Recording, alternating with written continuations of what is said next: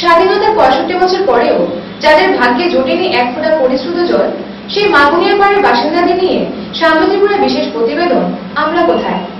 এ রাজ্যে একসময় উগ্রপন্থী সমস্যা ছিল যাতায়াত ও পরিবহন ব্যবস্থাপনায়ও। রাজ্যবাসীর একাংশের মতে উন্নয়নের প্রতিযোগিতায় প্রায় বদলে গেছে রাজ্যের দুর্দশা কবলিত হারচিত্র।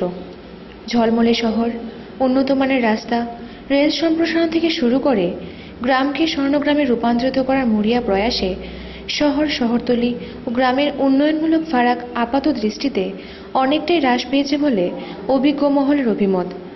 পাহাড় ঘেরা এ রাজ্যের মনোরম প্রাকৃতিক সৌন্দর্যে আকৃষ্ট পর্যটকদের আনাগোনাও রীতিমতো চোখে পড়ার মতোই।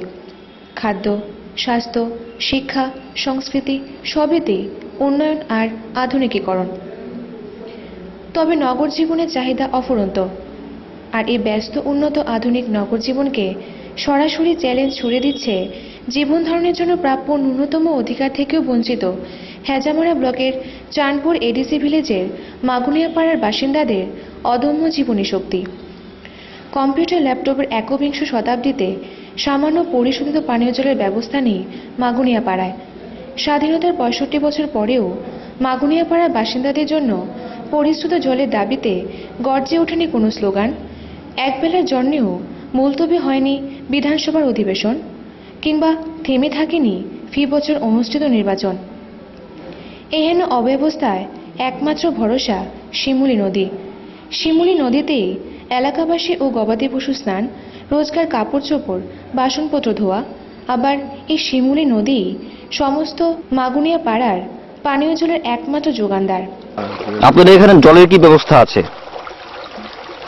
জলের ব্যবস্থা তো কোস্তার নয়, খালি ওই একটা ওই, এটা না থাকলে তো আমরা স্নান করেন নাই। তো আপনারা খাওয়ার জল কোথা থেকে পান এখন? খাওয়ার জন্য যারা পুষে আমরা এখানে, তারা টিউবওয়েল আছে, টানে এখান থেকে লয় আইনা খাই আর কি। এমনকি শুখা মরশুমে শুকিয়ে যাওয়া শিমুলী নদীর জল পান করে বিভিন্ন জলবাহিত রোগে আক্রান্ত হওয়ার পরও পরিশোধিত পানীয় জলের বিকল্প কোনো ব্যবস্থা নেই। যে ওখানে ভরে ফই থাকবো কি আর জঙ্গল সমুদ্র মাংনো নঙি মাতঙ্গ গাই চড়াই খরাই অসুখ বেসুখ গাই অরণ্য ব্যবস্থা মাখঙ্গ কোনো করে রিং কব করে কোন করে গামতে খেয়ে চলি মাতংতা। জলের অপর নাম জীবন, তাই জীবন রক্ষার্থে শিমুলী নদীর অপরিশ্রুত জলই হেজামারা ব্লকের চাঁদপুর এডিসি ভিলেজের মাগুনিয়াপাড়া বাসিন্দাদের একমাত্র শেষ ভরসা। ব্যুরো রিপোর্ট, শান্ত ত্রিপুরা।